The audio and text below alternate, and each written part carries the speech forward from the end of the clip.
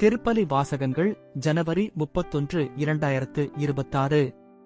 பொதுக்காலம் 3ஆம் வாரம் சனி. முதல் வாசகம் சாமுவேல் 2ஆம் நூலிலிருந்து வாசகம். அந்நாள்களில் ஆண்டவர் நாத்தானை தாவீதிடம் அனுப்பினார். நாத்தான் அவரிடம் வந்து பின்வருமாறு கூறினார்: ஒரு நகரில் 2 மனிதர் இருந்தனர். ஒருவன் செல்வன், மற்றவனோ ஏழை.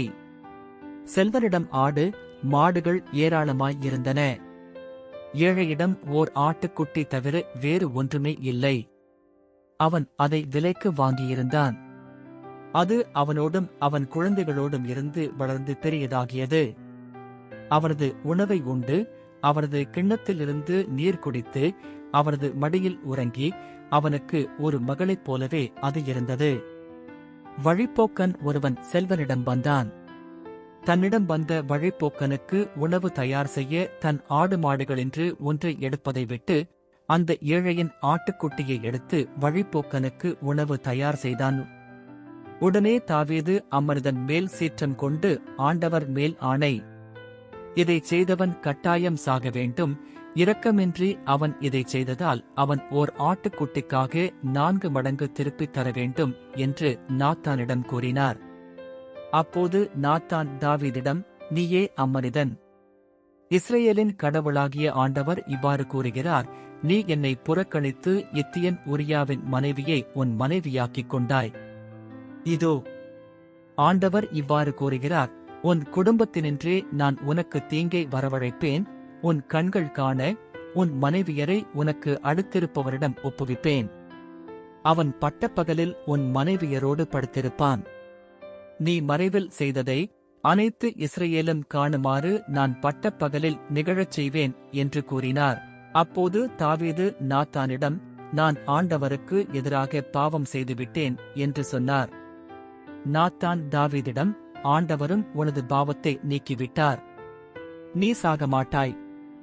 ஆயினும் ஆண்டவரின் எதிரிகள் அவரை இழிவாக எண்ணும்படி நீ இவ்வாறு செய்ததால் உனக்கு பிறக்கும் மகன் உறுதியாகவே சாவான் என்று சொன்னார்.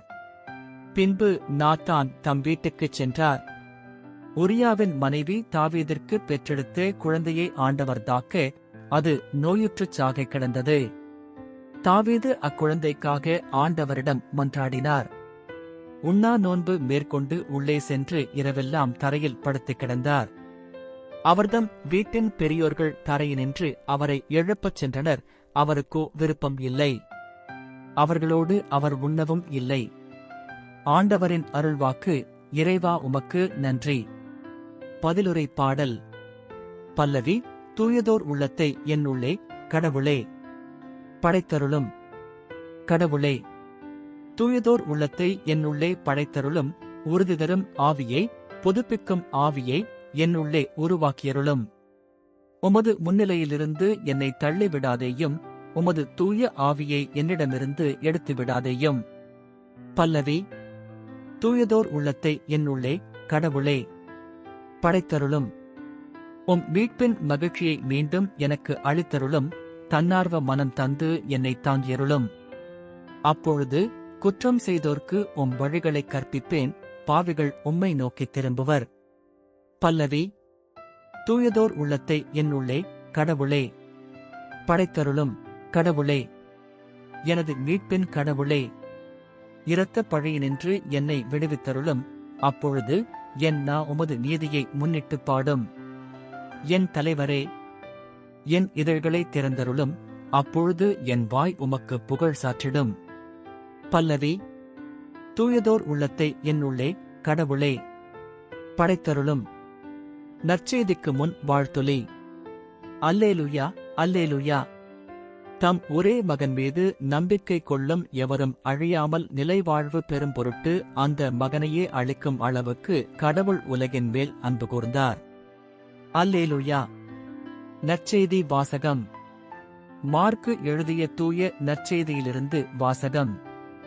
அன்றொரு நாள் மாலை நேரம், இயேசு சீடர்களை நோக்கி, அக்கரைக்குச் செல்வோம், வாருங்கள் என்றார். அவர்கள் மக்கள் கூட்டத்தை அனுப்பிவிட்டு படகில் இருந்தவாறே அவரை கூட்டிச் சென்றார்கள். வேறு படகுகளும் அவருடன் சென்றன. அப்பொழுது ஒரு பெரும் புயல் அடித்தது. அலைகள் படகின் மேல் தொடர்ந்து மோத அது தண்ணீரால் நிரம்பிக் கொண்டிருந்தது.